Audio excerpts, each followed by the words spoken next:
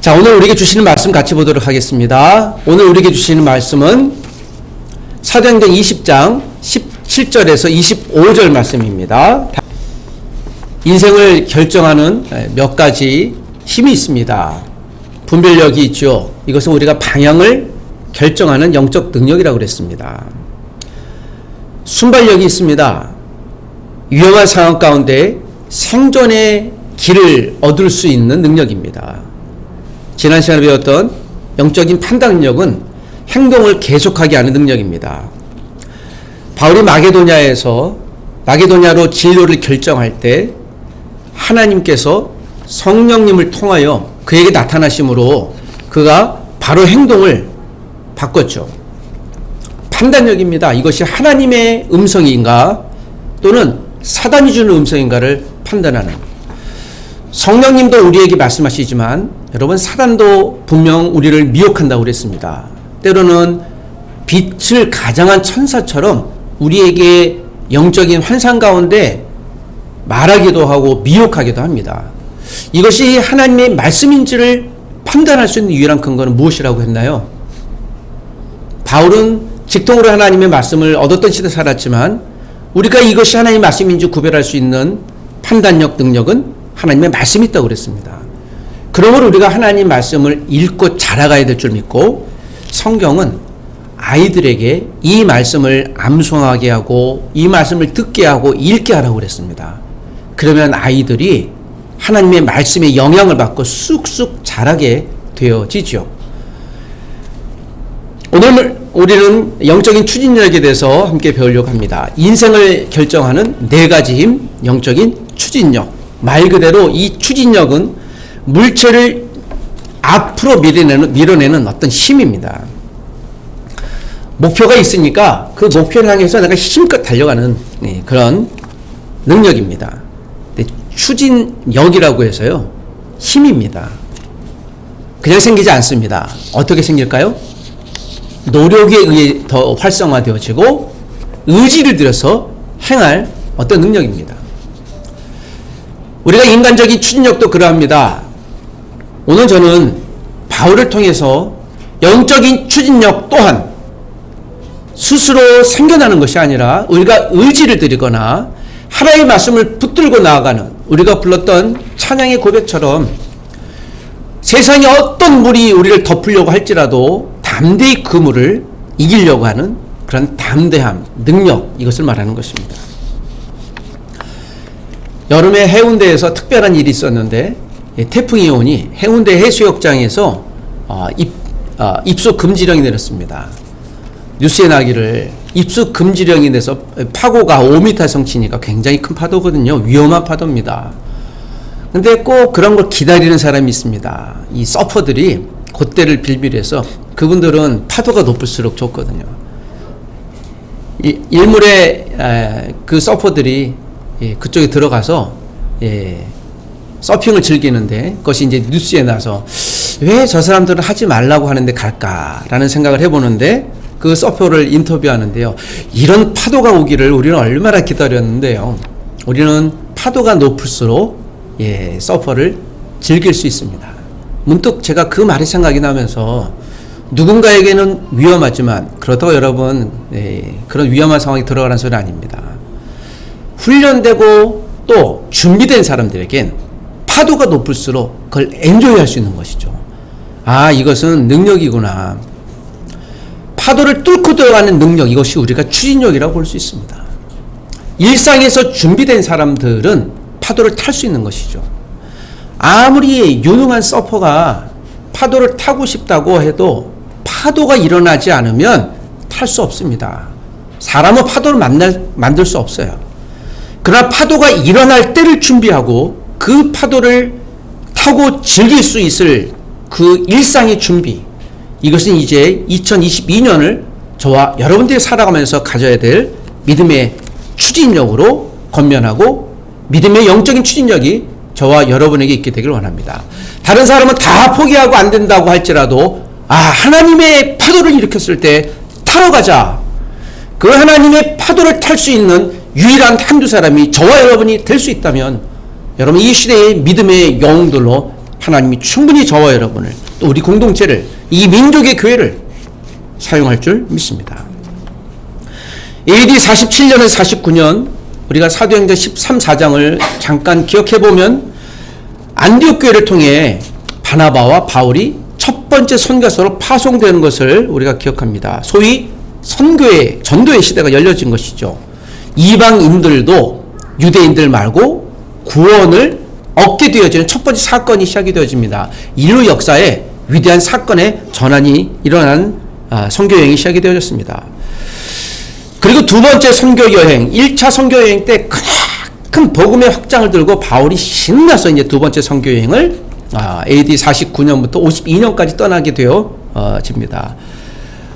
지난 살펴봤던 대로 이 두 번째 선교여행의 특징은 사도행전 16장에 나오는 대로 바울이 촘촘히 준비했던 선교여행을 서두에서 하나님께서 소아시아의 선교여행을 접게 하시고 마케도냐, 지금 그리스 지역으로 하루아침에 성령의 음성에 의해 소위 마게도냐 환상으로 부르셨습니다.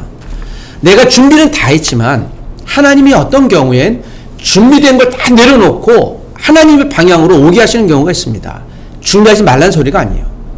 바울이 완벽하게 준비했었기 때문에 그 준비한 것조차도 내려놓게 하시고 새로운 마케도냐, 거기서 우리가 빌립보 교회를 개척한 것을 보게 되어집니다.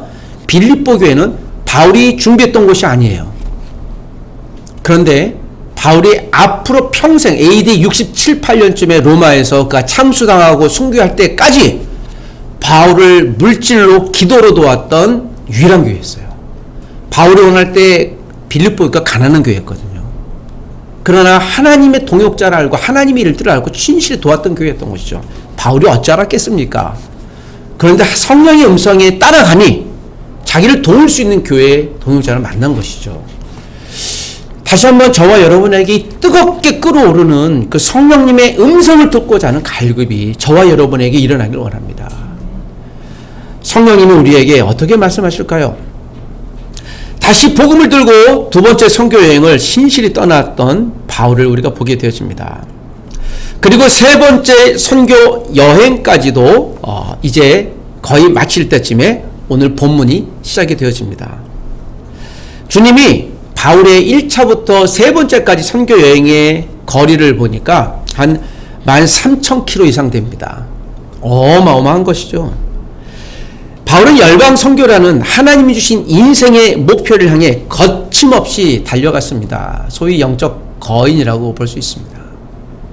키가 커서 거인이 아니라 정황에 의하면 이 바울은 언변에 실력이 그렇게 많지는 않았어요. 그래서 고린도 교회 성도들이 바울이 편지 쓸 때는 정말 탁월하고 설득력 있게 썼는데 그 바울을 딱 기다리는데 외모를 보고 형편이 없다라는, 그래서 실망했다는 표현이 나와요. 여러 정황으로 보면 그가 뭐 안짱다리라고도 얘기하고 또 이렇게 머리도 없어서 머리도 많이 속이 없는, 이제 속칭 우리가 대머리라고 하죠. 그리고 수많은 질환도 있고 키도 한 160cm 정도 되는, 잠깐 상상해 보면 거기다가 한 수십 가지의 질환을 갖고 있고 남의 병은 잘 고쳤으나 자기 병은 못 고쳐서 맨날 주여 고쳐달라고 기도 내용을 들어보면 이 사람은 또 뭐야? 라고 생각할 정도로 사람들이 처음에 봤을 때 실망했다라는 정도의, 바울은 그런 분이었습니다. 제가 외모를 격하려는 것이 아니라 세상적인 판단에선 어쩌면 사회 리더로, 영적인 리더로 사용할, 영적인 거인으로 될 만한 요소는 거의 없었던 것처럼 보이나 하나님이 보는 것과 사람이 보는 것은 전혀 다르다는 것을 우리가 알고 있는 것입니다. 사랑하는 여러분, 하나님이 다시 한번 저와 여러분을 사용하는 올 한 해가 되길 원합니다. 바울은 자기에게 주어진 그 인생에 부여받은 소명, 이방인 선교를 위해 부여받은 소명을 놓고 13,000km, 그리고 이제 3차 선교여행이 거의 끝날 때쯤에 그가 예루살렘으로 다시 가야 되겠다. 하나님께서 그를 예루살렘 선교로, 예루살렘으로 가서 다시 선교의 보고를 하고 하나님이 그를 로마로 부르신다라는 것을 알고 있었습니다. 그래서 오늘 이제 선교 상황이 거의 다 맞춰질 때쯤에 오늘 바울이 이제 예루살렘으로 돌아갈 때쯤이었습니다. 제 뒤에 그림이 보이실 때는 잘 안 보이실 수도 있습니다. 혹시 제가 초록색 동그라미로 쳐는 지역이 나올 텐데요. 이게 소아시아입니다. 오늘 본문의 바울은 빌립보에서 지금 드로아에 있는데요. 바울이 여기에서 드로아에서 지금 저 밑에 예루살렘이 보이죠. 드로아에서 예루살렘으로 가야 되는데 지금 밀레도로 바울이 들려야 될 이유가 있었습니다. 왜냐하면 에베소 교회 성도님들 또를 대표하는 장로님들과 마지막 이별 대화를 해야 될 필요성이 있었습니다. 앞으로 못 만날 상황이었기 때문에 그래요. 이제 앞으로 이분들을 못 만나겠다. 무엇인가요? 마지막 유언과 같은 말인 것이죠. 그리고 오늘 바울이 이 드로아에서 밀레도로 도착했는데 만약에 예루살렘으로 바로 가고 나면 다시 한번 와서 에베소 교회 성도들을 만날 만한 상황이 안 되기 때문에 그가 몇몇 장로님들을 불러서, 왜냐하면 이 중간 밀레도라는 곳에 있으면 에베소에서 약 한 반나절 정도 되면 오가는 길 정도였거든요. 에베소서 밀레도로 좀 들러야 되겠다 라고 해서 저 위에 드로아에서 지금 밀레도로 막 도착하고, 밀레도에서 에베소 교회 성도님들과 장로님들과 마지막 조율을 하고 이별 고백을 하는 내용이 오늘 본문에 있었던 내용입니다. 왜 이별 고백이라고 했을까요? 바울은 알았어요. 내가 예루살렘으로 가면 자기를 죽이려고 하는 유대인의 무리들, 스파이들이요, 곳곳에 있었다는 걸 이미 알고 있었거든요. 그리고 예루살렘에 가는 것은 결국 바울이 로마로 압송되어지는 오랜 동안, 그가 기간은 예상하지 못했겠지만 아마도 감옥 안에서 고통의 시간이 기다린다는 것을 알고 예측할 수 있었던 상황에서 굳이 예루살렘으로 가려고 했을 때였습니다. 여러분, 그랬더니요, 어떤 일이 벌어졌습니까? 에베소 교회 장로님들이 가지 말라고 그래요. 당연하겠죠. 예루살렘으로 가는 길이 가다가 유대인 스파이들을 만나서 그가 하루아침에 살해될 수도 있겠고, 가면 가봐야 돌 맞아 죽을 수도 있겠고, 기껏해야 로마 감옥에 갈 텐데 지금 여기서 보호하고 안심하게 우리가 같이 있으십시다. 그렇지 않았습니다. 바울이 한 가지가 있었던 것이죠. 소명입니다. 하나님이 주신 소명 앞에서 우리 세상의 모든 험난한 여정, 험난한 상황들은 극복할 수 있고 넘을 수 있는 하나님의 영적인 부르심이고 무기인 것입니다. 쉴 수 없는 반대와 살해의 위협 속에서도 바울이 포기하지 않았던 한 가지는, 바울을 바울되게 했던 한 가지는 그에게 하나님 주신 소명이었습니다. 그의 영적 추진력은요, 하나님이 주신 소명에서 나왔습니다. 다시 한번 우리가 올 2022년 첫째 주를 시작할 때 하나님이 주신 소명을 저와 여러분들이 깊이 생각해 보는 시간이 되기를 원합니다. 저와 여러분들에게 주신 소명은 무엇일까요? 소명이라면 탤런트가 될 수도 있겠습니다. 여러 가지 크고 작은 어떤 것이라고 볼 수 있을 것입니다. 그러나 우리가 일단 성경을 빗대보면 17절에서 21절까지 있는 내용을 보면 견고한 추진력은 하나님이 주신 소명을 확인할 때 견고해진다는 사실입니다. 17절에서 21절까지 있는 내용, 바울이 지금 밀레도에서 사람을 보내요, 에베소로 사람을 보내요, 교회 장로들을 청하니, 아까 보았던 우리가 지도에서 드로아에서 지금 밀레도에 내려왔고 밀레도에서 에베소 교회 장로를 청했다. 이것이 17, 18절의 이야기입니다. 18절에 장로들이 오셨습니다. 그들에게 이렇게 바울이 얘기합니다. 아시아에 들어온 첫날부터 지금까지 내가 항상 여러분과 어떻게 했는지 여러분이 압니다. 에베소 교회, 고린도 교회는 바울이 특별히 애정이 많았던 교회예요. 1년 반, 3년 이렇게 오랫동안 머물면서 제자 훈련시키고 먹고 위험에 같이 처하고 또 새로운 소망도 생기고 회심도 생기고 그런 동락했던 곳이에요. 보통 바울이 머물 때는 짧게는 며칠, 길게는 한 몇 달 정도 머물렀는데 2년, 3년을 머물렀을 때는 그들과 특별한 영적인 교우가 있었던 것이죠. 깊이 사랑의 교제가 있었던 것이에요. 여러분, 밥을 많이 먹은 횟수만큼 사람은 정이 든답니다. 매일 밥을 먹는 사람들을 뭐라고 그래요? 가족이라고 그러죠. 가족이 정든 이유는 밥을 같이 먹기 때문에 그래요. 그래서 교회 여러분 4가지 예배 요소를 뭐라 그랬습니까? 식탁 교제를 했죠. 밥을 먹는 게 예배입니다. 예배 요소 중에 하나예요. 이것을 초대교회 성도들 애찬이라고 그랬습니다. 밥을 먹어 예배가 끝난 거예요. 교제가. 오늘 이 시간 우리가 공적인 예배를 이 시간 드리는 것처럼 말씀 듣고 기도하고 또 교제도 나누지만 식탁 교제가 마무리돼야 오늘 예배가 끝났구나. 속히 우리가 식탁 교제가 할 수 있는 날이 곧 오게 되기를 소원합니다. 다시 본문으로 들어가서 19, 20, 21절에 보면 바울이 이런 말씀하시죠. 곧 모든 겸손과 눈물이며 유대인의 간계로 말미암아 당한 시험을 참고 주를 섬긴 것과 바울이 지금까지 신앙 고백합니다. 삶의 고백을 해요. 유익한 것은 무엇이든지 공중 앞에서나 각 집에서나 거리낌 없이 여러분에게 전하여 가르치고 유대인과 헬라인에게 하나님께 대한 회개와 우리 주 예수 그리스도께 대한 믿음을 증언한 것이라. 바울이 자신의 신앙 고백을 하는데 에베소 교회 성도들을 대표한 장로님들에게 나는 이런 사역을 했습니다. 왜 자기의 과거를 이야기할까요? 제가 이렇게 사역한 이유는 무엇일까요? 라고 하는 것을 설득하는 것이죠. 여러분, 제가 왜 그랬을까요? 누구에게 이런 질문을 할 경우엔 내가 했던 과거의 어떤 행동의 의미를 설득하려고 하는 말입니다. 우리가 유언을 남길 때도 그렇죠. 내가 이것을 왜 했는가 하며 이런 일을 왜 했는가 하면 설명하면서 이 유언을 지키십시오 라고 남기는 것이 인간의 유언입니다. 그래서 여러분, 유언은 지켜야 되는 거잖아요. 돌아가신 분들의 유언을 어떻게 해요? 우리가 지키죠. 심지어는 그 유언이 곡해될까봐 공증까지 하잖아요. 이거는 변해서는 안 돼요. 아니, 돌아가신 분이 그냥 세상에 안 계신데 뭘 지켜요? 그렇지 않아요.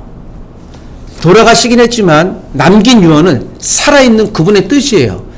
그래서 우리가 세상에 없다고 존재하지 않고 그분이 남긴 바로 그 유언, 예수 그리스도께서 다시 부활하고 천국으로 가셨지만 이 땅에 남긴 유언, 모든 사람들을 복음으로 섬기고 제자화하고 그들을 사랑하라고 하는 유언을 위해 우리가 지금 교회로 모이는 거잖아요.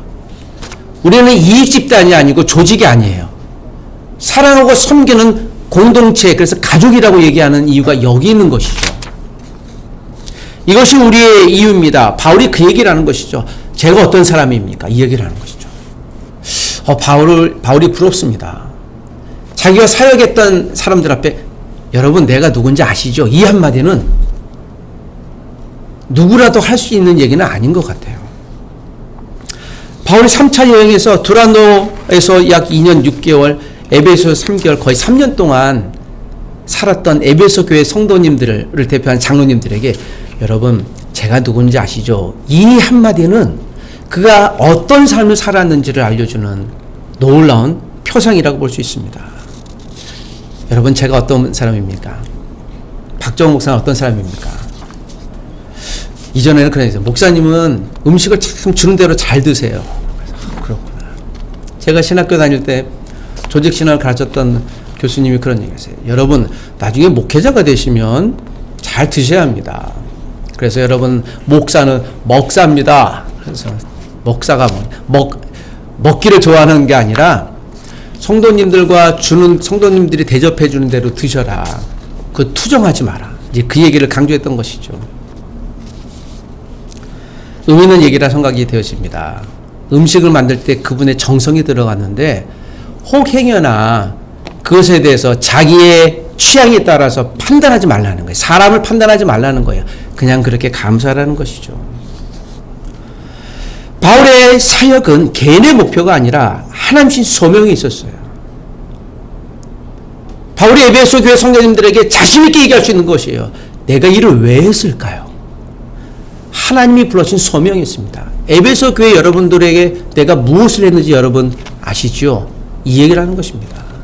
결국 남는 것은 그가 사랑으로 섬긴 것만 남습니다.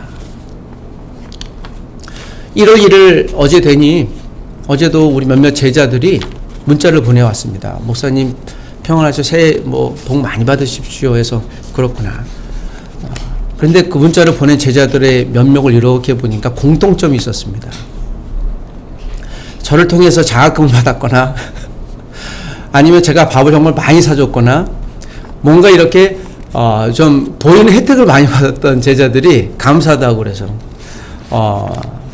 물론 제가 그걸 생각한 건 아니지만 그러면서 이 친구들이 좀 잘 됐으면 좋겠다. 또 그런 소통과 교제를 나눴습니다. 많게는 10여 년 지난 제자부터 시작해서 작년에 군대 간 제자들까지 그런 내용을 보내왔습니다. 이 친구들과 함께 고민하고 또 기도하고 애썼던 것들이 계속 우리를 이어주는 끈이구나. 좋다고 해서 함께 기뻐하고 또 어렵다고 해서 함께 그 가운데 어려워했던 것, 문제가 풀려졌을 수도 있고 여전히 그 문제가 남아있어서 풀리지 않고 실패했던 것도 있지만 함께 있다는 사실만으로 그들과 함께 인생을 같이 살아가는 끈이 되었구나. 우리가 함께 기도할 때 기도의 응답을 목적으로 어떤 것을 이루려고 하는 목적으로 살아가지만 그러나 그것이 이루어지지 않을지라도 함께 하고 있다는 그 사실이 나중에 그들과 함께 평생을 이어주는 신실한 동역자가 되는 것이죠.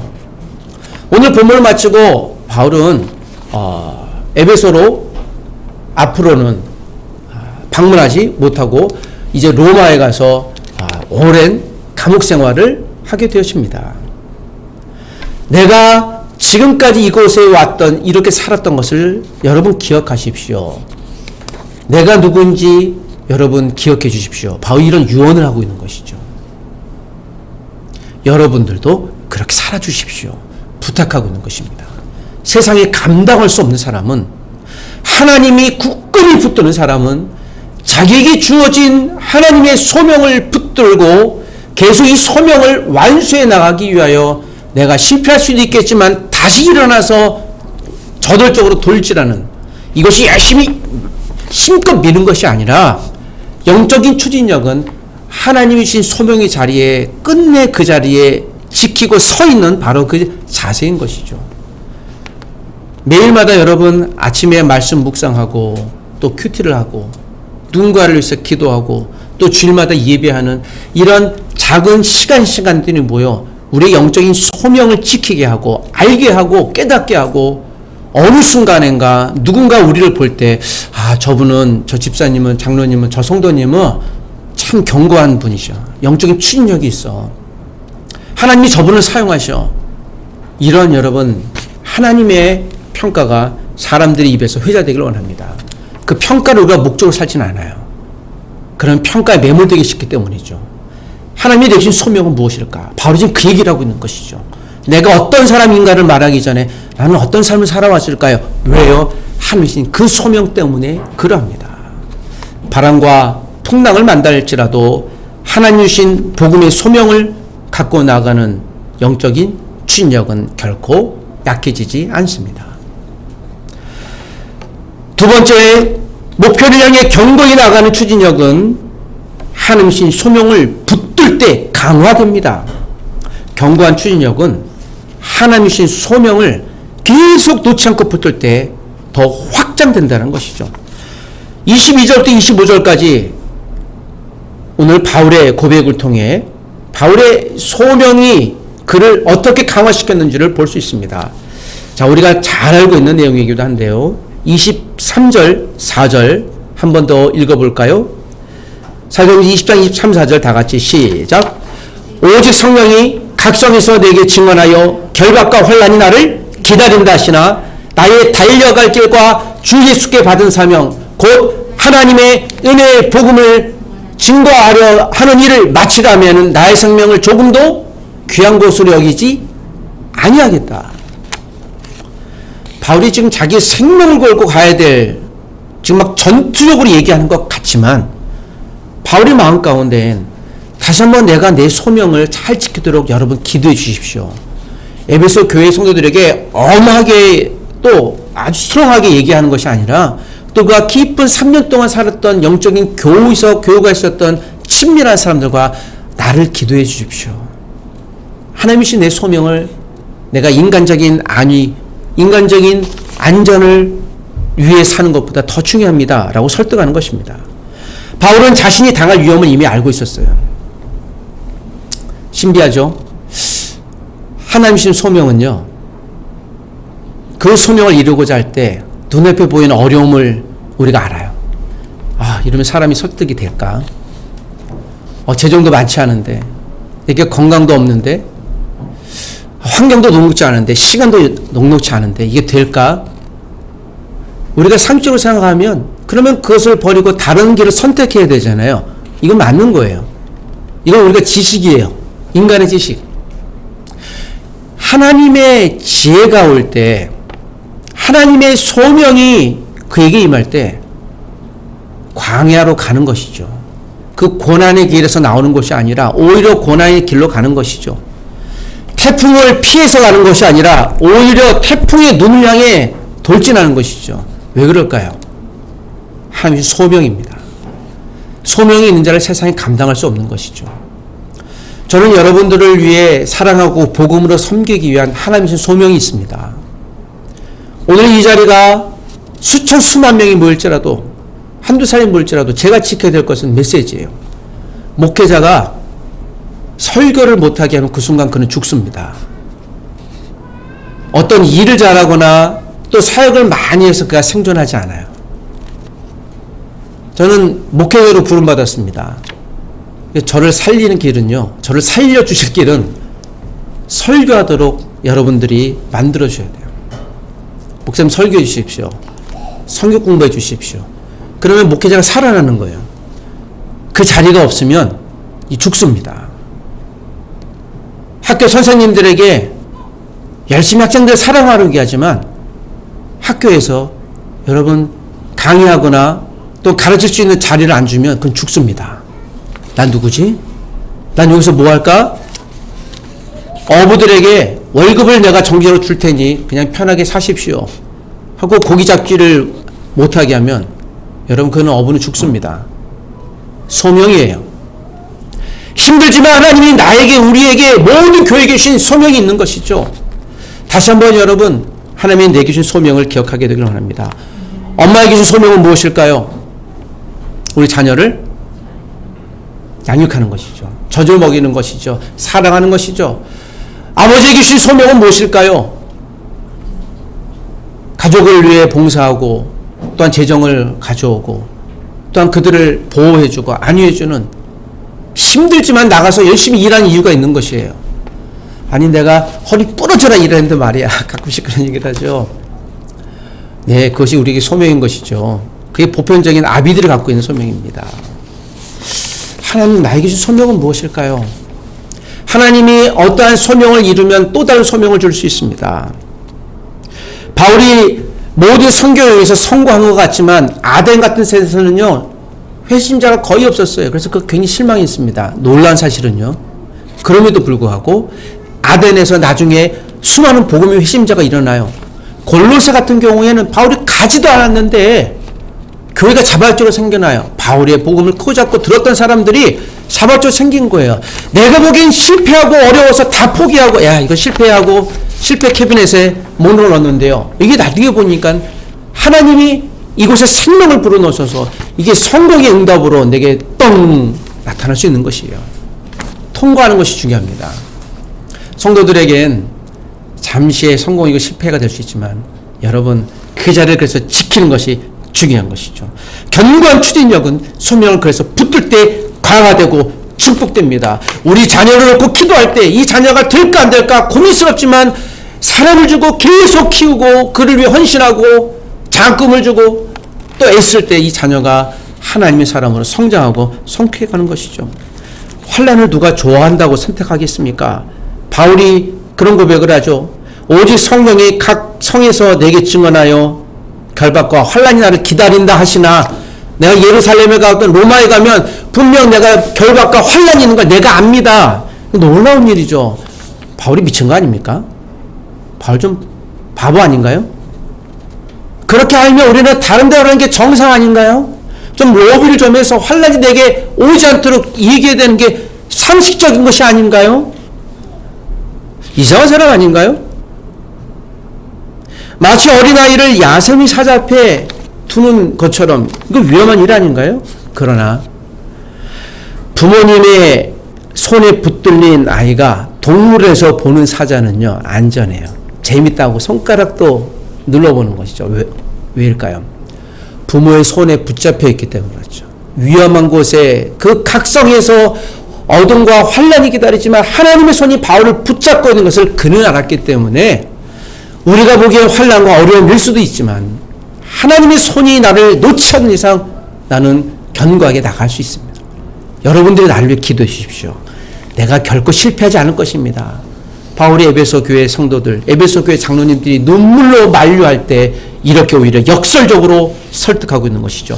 하나님이 내게 주신 하나님의 소명을 제발 붙드십시오. 그리고 주님께 그것을 갖고 나가십시오. 내가 소명을 놓지 않는 이상 주님이 나를 놓지 않습니다. 제가 여러분을 사랑하는 이상 하나님이 저를 놓지 않습니다. 소명을 붙들 때 주님이 극복할 힘도 배나 주실 줄 믿습니다. 바벨론에서 그렇지 않습니까? 여러분 친한 친구 혹시 몇 명이나 계신지요? 바벨론의 느부갓네살 왕에게 한 번이라도 저라면 용서해 주겠다고 달콤한 제안을 거절했던 다니엘의 그 유명한 세 친구를 기억하실 것입니다. 하나냐, 미사엘, 아사랴가 3,000도가 넘는 풀무불에 얘들을 죽여라. 그 느부갓네살 왕이 분노가 차였을 때 3,000도가 넘는 풀무불에 던졌을 때 당연히 타서 형체도 없어야 되는데요. 그들이 머리끝도 하나 상하지 않고 오히려 그 3명이 아니라 4명이에요.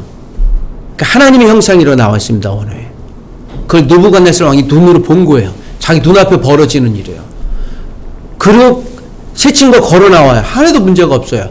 그리고 나서 느부갓네살 왕이 야, 너희들이 믿는 하나님이 진짜 살아계신 걸 내가 봤다라고요. 그들을 신앙을 공개적으로 인정을 해요. 수많은 사람들이 있는데요.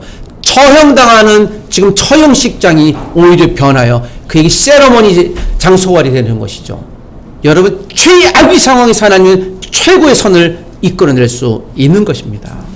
다니엘의 세 친구가 그랬거든. 우리 또한 다니엘의 세 친구를 묵상하며 했었을 바울. 오늘 우리가 바울을 묵상하는 저와 여러분, 하나님의 신 우리의 소명을 견고히 붙들고 나가는 올 한 해, 이번 한 주, 올 한 달이 되십시다. 세상의 환난과 어려움이 기다리는 게 뻔히 아십니까? 걱정이 될 수 있겠지만 나의 손을 지금도 붙들고 계신 하나님 앞에 하나님을 의지하고 하나님을 사랑하며 나아가시면 어떠실까요? 기도하십시다.